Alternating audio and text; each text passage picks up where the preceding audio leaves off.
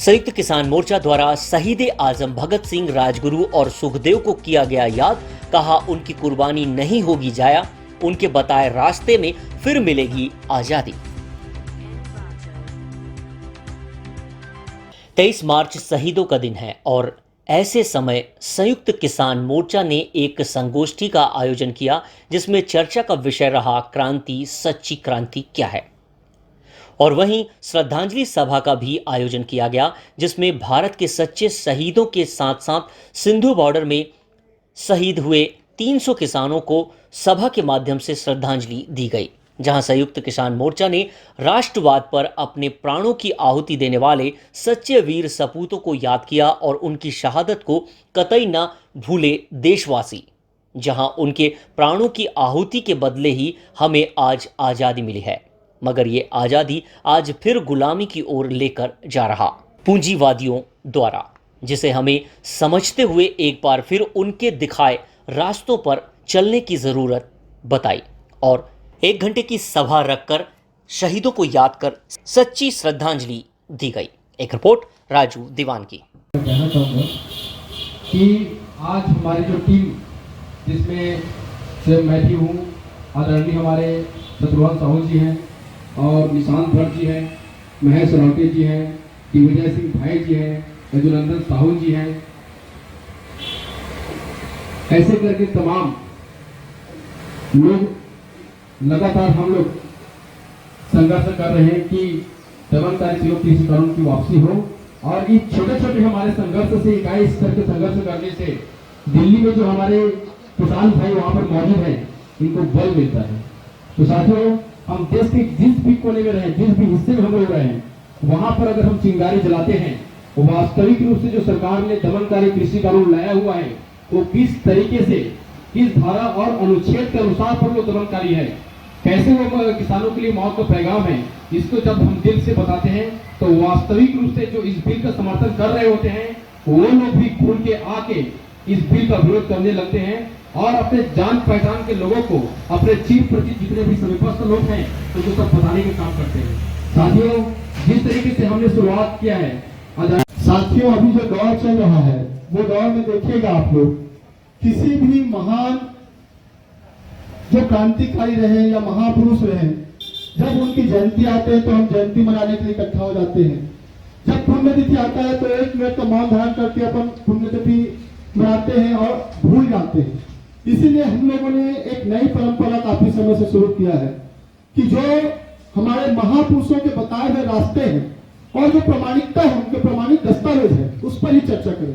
क्योंकि आजकल WhatsApp university चल रही है, फेसबुक यूनिवर्सिटी चल रही है और इसके साथ ही साथ नवयुवकों में एक दौर चल रहा है अध्ययन से दूर भागने का। वो व्हाट्सएप, फेसबुक या किसी की सुनी सुनाई बातों पर भरोसा करके किसी भी दिशा में भागने को तैयार है।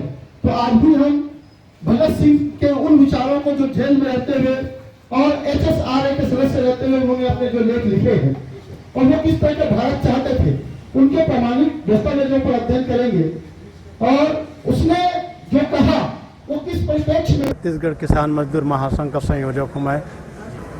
जो कुर्बानी हमारे शहीद भगत सिंह ने दिया है, जो उसके सपनों का भारत था, उसे पूरा करने के लिए आज हम सामने आए हैं और इस पुण्यतिथि के अवसर पर उनके बताए हुए मार्ग पर इस भारत को ले चलेंगे। और उस समय तो 2 बिल के विरोध में ध्यानाकर्षण के लिए भगत सिंह ने एक बम फेंक करके ध्यान आकर्षित किया था। आज तो 3 बिल यहाँ लाया गया है। वो पहले तो गोरे अंग्रेज थे, आज काले अंग्रेज ने उससे भी बदतर स्थिति देश की कर दी है।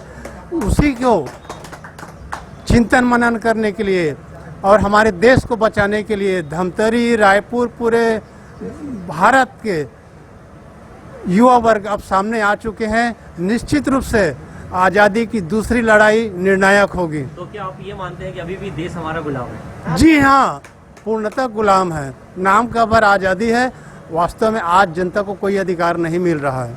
और हम लोग दमनकारी तीनों कृषि कानून के खिलाफ में लगातार 3 महीने से लड़ाई लड़ रहे हैं और आज संयुक्त राष्ट्रीय किसान मोर्चा के तत्वाधान पे पूरे देश भर में शहीद आजम भगत सिंह जी के शहादत को याद करने के लिए और उनके विचारों को पूरे जन जन तक फैलाने के लिए आज हम उनके संयुक्त राष्ट्रीय किसान मोर्चा के आह्वान पर यहाँ पर एक छोटा सा कार्यक्रम सेंचुरी गार्डन के पास हम लोग कर रहे हैं। आज भारत वस्तुतः जो भगत सिंह जी ने जो अपने विचार को प्रदर्शन किया था या विचारों के अनुरूप उन्होंने काम किया था या जिस विचार से वो भारत का निर्माण करना चाहते थे, एक पूंजीवाद से मुक्त समाज को करना चाहते थे, एक समाजवाद की स्थापना करना चाहते थे, साम्राज्यवाद के वो घोर विरोधी थे, पूंजीवाद के घोर विरोधी थे। लेकिन उनके विचारों को आज जो शासक वर्ग के जो लोग हैं उनके विचारों को साहित्य के माध्यम से पूरी निकाला गया है, जिनके वजह से जो है आज हमारे युवा वर्ग जो है उनके विचारों को समझ नहीं पा रहे हैं और सुन भी नहीं पा रहे हैं।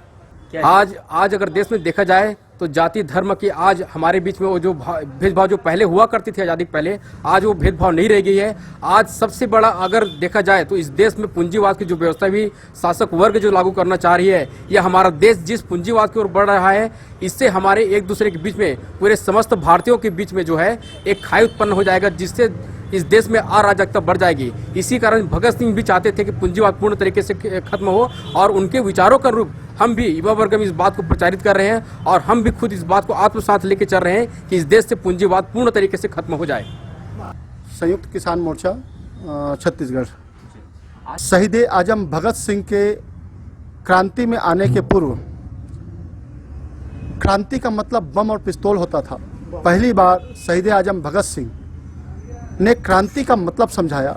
उसने कहा था कि हमारी लड़ाई किससे है।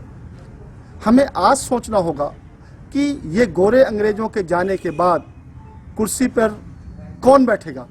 यदि गोरे अंग्रेजों के बाद काले अंग्रेज बैठ गए तो इस देश की जो व्यवस्था है, भ्रष्टाचार, महंगाई, गरीबी, भूखमरी, बेरोजगारी जैसे समस्याएं विकराल हो जाएगी और देश जो है गर्त की ओर चली जाएगी।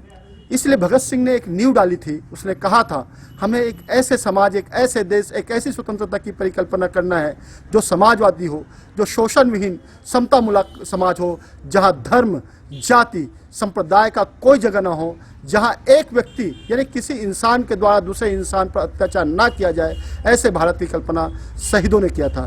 किंतु आज आप देख लीजिए कि सत्ता पर आसीन सरकार ही धर्मगत नफरत, जातिगत नफरत फैलाकर सांप्रदायिक दंगे करने पर तुले हुए हैं।